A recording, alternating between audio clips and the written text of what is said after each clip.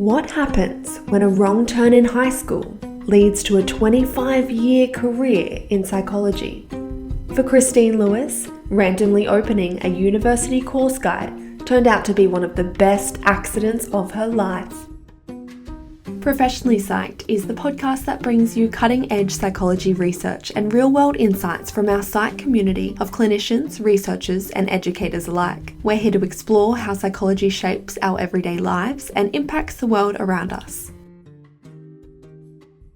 Hi everyone, and welcome to Professionally Psyched. I'm Jessica Muller, PhD candidate in Public Health at James Cook University, and before we get started, we'd like to acknowledge the custodians of the land on which we record, and for me today that's the Bindal and Wulgurukaba peoples. And I pay my respects to elders past and present, and extend that respect to all Aboriginal and Torres Strait Islander peoples and cultures from wherever you may be tuning in from across the country. We are back for the final episode of the season. Join psychology PhD candidate Craig Ridep-Morris as he talks with lecturer in JCU's Master of Professional Psychology program, Christine Lewis. They explore the winding road of a psychology career and why we need to start thinking outside the box. So grab your headphones and get ready to get professionally psyched about the evolving world of psychology careers. Enjoy. Hi everyone. My name is Craig Ridep-Morris and I'm a PhD candidate here at James Cook University.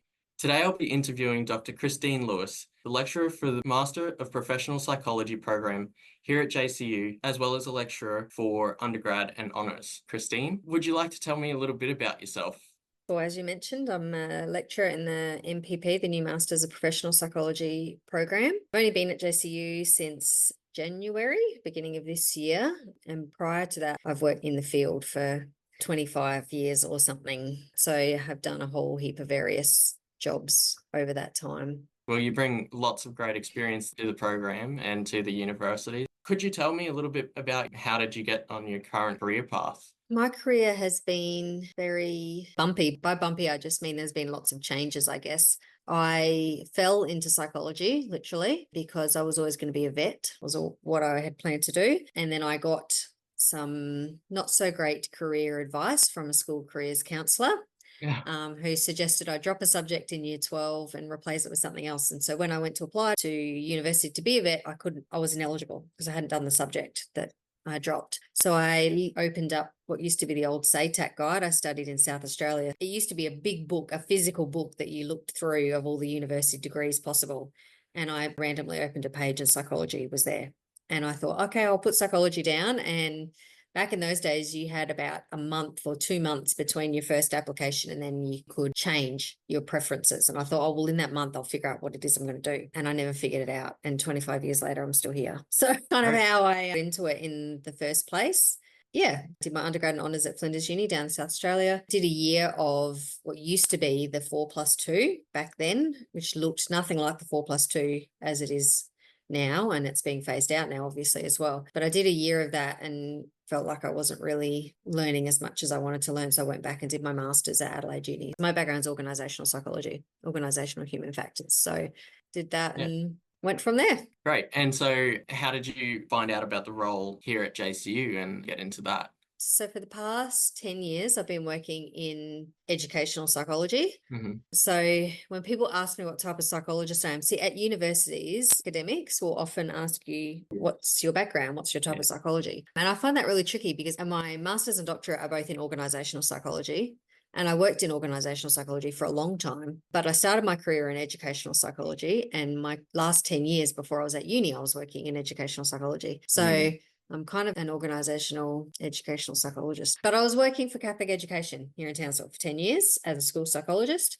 And my manager at the time was sitting on, so JCU held a community forum, like a community board when they were writing the MPP program to get input from professionals working with interns in the community. And my manager was on the forum. And when that happened, Lauren at the time, who was our acting head, said to my manager and a couple of others, you don't know anyone who knows a bit about psych assessment, do you? And could write a psych assessment part of the degree.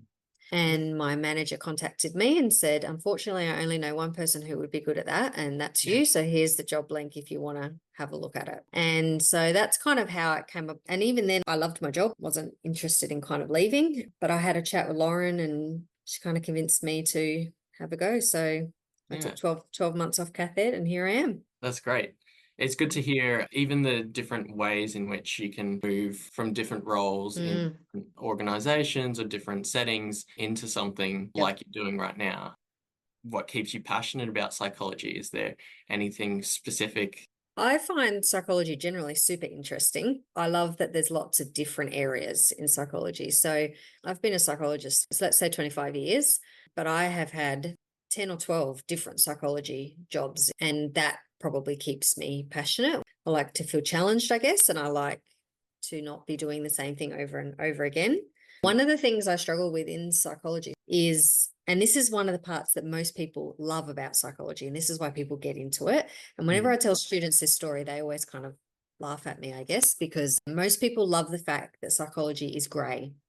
You can get into it and there's no kind of right or wrong answer, really. It's really flexible and open, I guess, and it's different paths you can go down to get, what you consider a right answer. That's actually the bit I struggled with most in psychology. I came from high school where my favorite and best subjects were maths and physics.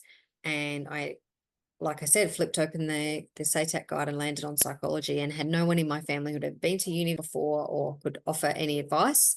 So that's how I kind of ended up here. So when I got into psychology and I was like, no, there's no right answer here. I can't be right or wrong here. I really struggled with that.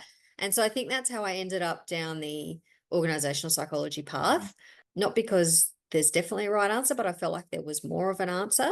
And one of the things that has been consistent no matter the job that I've done is I love assessment, and I love how assessment tools can give us more information about an organisation, a team, an individual, a situation to guide decision making. I also love it when assessment doesn't go the way you think it's going to go, and that challenges your thinking about how, well, this is not what I expected. I thought that the result was going to be this, and it's that. Keeps me passionate. When I get bored, I guess, of one thing, or I'm under challenged, I guess, by one thing, then I'm like, well, what else can I do? I can change and we can do something else. It's fantastic that there's so many different pathways that people can take within this degree. And not only that, but as you said, there are times when you might want to do a change or something, but there's that depth behind each role. And I think I really love where psychology is at now. Like when I was studying and when I started, I was really in the minority. There weren't many people who didn't want to be clinical psychologists. When I was studying, that was what you did. You studied psychology to be either a researcher or a clinical psychologist. They were your only options. And I can remember when I applied for masters, I applied for clinical because I didn't know there was any other types. And again, another example of me falling into my career was I did my clinical masters interview down in South Australia one at Adelaide Uni and one at Flinders Uni. And then Adelaide Uni rang me the day after. I think I hadn't even found out the outcome of the interview, but they rang me, and it was an org psych from the uni. And he said to me, we've started a new Masters of Org Psych program here. A lot of people don't know about it. We've looked through the clinical masters applications and noticed you've done a 12 months working in assessment and different bits and pieces. Would you be interested in talking to us about an Org Psych Masters? And I was like, okay. I didn't really know much about org psych because we all got trained just in clinical psychology back then, or counselling psychology. And so I went into that interview as well, and then got accepted into both programs and did org psych. So it was just one of those sliding door moments, I suppose, and I don't regret it for a second. I've got lots of friends who are clinical psychs and they're amazing at what they do, and I'm very happy to refer clinical work to them. And keep the other bits for myself. Felt much the same with myself. I was not on that pathway of going down a clinical route, but there's always opportunities out there for people who've studied psychology for many different things, and I think that's such a great thing about the degree. And certainly I feel like that's expanded a lot more in the last 10 years even. You know, when I was going through, if you did a 4-year psych degree, you didn't really get much. Like unless you did your 4+2 afterwards, or your PhD or a master's or something, it was very hard to get work as a fourth year graduate. Whereas now I feel like there's even options for people as fourth year graduates to use those skills in a variety of situations. And schools are a classic example of that. I've been in schools for 10 years and I couldn't tell you how many teachers have also got psychology backgrounds and different people with different careers who have got that psych basis for their job.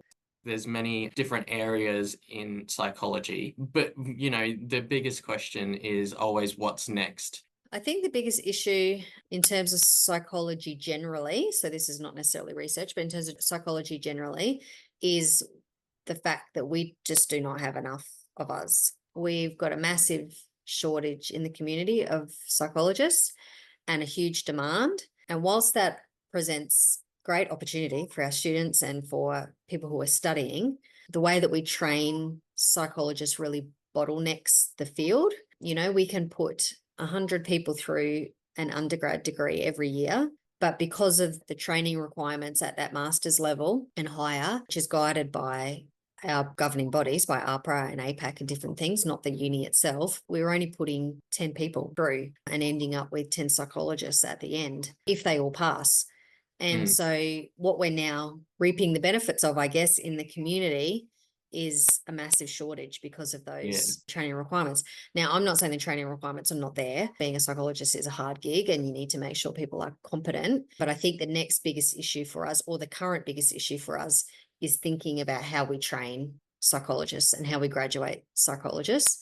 And I think the change from the 4+2 pathway to the MPP, which is the 5+1 pathway, is one example of the change in that, where I think it's going to produce better psychologists. I do, but I worry about bottlenecking that even more because people are having to get into a fifth year to then be able to do a sixth year. Whereas the 4+2 didn't have that. And so I worry for my colleagues that are still working in the field and whether they're all going to burn out and just from sheer job load. And I'm hopeful for the students coming through that they get to do the career that they want to do, because I've met some absolutely wonderful students in third and fourth year and quite a number who I'm like, man, you'd make a good psych. We've got some really great people studying this degree and I would really love them to go on and be able to do that. That's the biggest challenge for us at the moment, is getting, I think, enough people out in the field. I mean, there's technology challenges, AI. We could have a whole separate conversation around AI and the impacts that is having in the psychology field and the massive benefits that I think will be there using artificial intelligence in psych. That'll be your research area, I think, or one of your big research areas, how we really exploit that and use that to our benefit and the benefits for the clients, whether it's clinical clients or all clients or sports psychology or forensic psychology or whatever we're talking about. And I think our degrees are having to adapt to that in the way we train people. And those are like really important topics to be discussing and unpacking and actually understanding the use benefits, but also how to make it so it's more of a tool and not taking the opportunities of psychologists and up and coming psychologists. But there's many areas which are still in early, we're currently in an AI era. And I think we've got to change the way we think about it as well. We've got to work out how it becomes a partner, not a competitor, if that makes sense. And, like there's research happening at the moment in physiotherapy, for example, where they're using an AI tool for initial screenings. For common presentations to physiotherapists, they're using AI-generated tool to screen for those initial common things that people come in for, and then working out how they then refer off to the physios for that more advanced kind of care. I just think the potential benefits there are huge. Could we have something in psychology where people are able to do screeners and initial intakes potentially, so then they're able to access psychologists quicker because they've done that initial step. We've got to shift from AI being something we advise against and AI being something we work with and use to our benefits. And with that, like you were saying about teaching the next generation of psychologists, is what are the skills that they're being taught and developing? Are there changes in those skills? Fundamentally, maybe not. Fundamentally, we all have a base level of competence that we need as psychologists. We need to be able to reflect. We need to be able to have research and research skills of some kind, whether we're using that for a PhD, or whether we're using that on the job to do Mm. staff surveys or research competency gaps to write management training programs, or, so we need a base level of research skill. We need engagement, communication skills. So the fundamental competencies are probably still sitting there. But I think because of the change in the people that are studying psychology, I think we need to think creatively of the whole learning and teaching aspect of psychology. When 20 years ago, even 30 years ago, your traditional university student was an 18-year-old still living at home with mum and dad who had just graduated high school and went straight on to their university degree, did their 4-year university degree, and then went out and worked, or did their 2 years master's or went on to do their PhD. That is not who we're educating in psychology anymore. I mean, there is still a handful of those people, don't get me wrong, but we're educating change of career people. We're educating teachers who have been teaching for 30 years and decided they want to get into psychology, or defense people who have worked in defense for 20 years and now decided they want to work in psychology and defense. We're educating different types of people, and we're educating people with a different career path in mind. We're no longer educating someone who wants to be an academic, a PhD, or a psychologist. We're educating a real mix of the two, which I love. I think is great. I think, your traditional PhD researcher, amazing skills to be able to apply in the workplace if that's where they want to go, and vice versa. So I think our learning and teaching has to adjust and has to look at some of those applied skills whilst maintaining some of the basic important competencies in research methods. And I think we need to look at what our governing bodies like AHPRA, which is our registration board, tell us we need. So AHPRA's just updated their competencies and said, as psychologists, we need these 6 competencies. Those 6 competencies should flow back right through. They should flow back through the master's program, through the 4th year program, and through the undergrad program to make sure our students are meeting those competencies, in my view. I'm certainly not suggesting we lose research methods focus, because there's still going to be students in our degrees that want to be academics. And without the academics, the profession doesn't progress either. But we've got to work out how to handhold rather than be in opposition. So important to know where we're sort of going in the future and try and figure that out together. Yeah. I would just encourage students to think outside the box. Don't think you've got to do what's always been done. Do something different. Think creatively. From that, we get new innovations, new direction and change. So absolutely. You can do things in psych you'll never think possible. Yeah. Awesome. Well, thank you so much for taking the time to come on to the podcast. No problem. Thanks for listening to Professionally Psyched. This podcast wouldn't be possible without the ongoing support of our psych community. If you'd like to show your support, or if you want us to cover anything on the pod, reach out via our emails, and don't forget you can listen to full episodes on Spotify.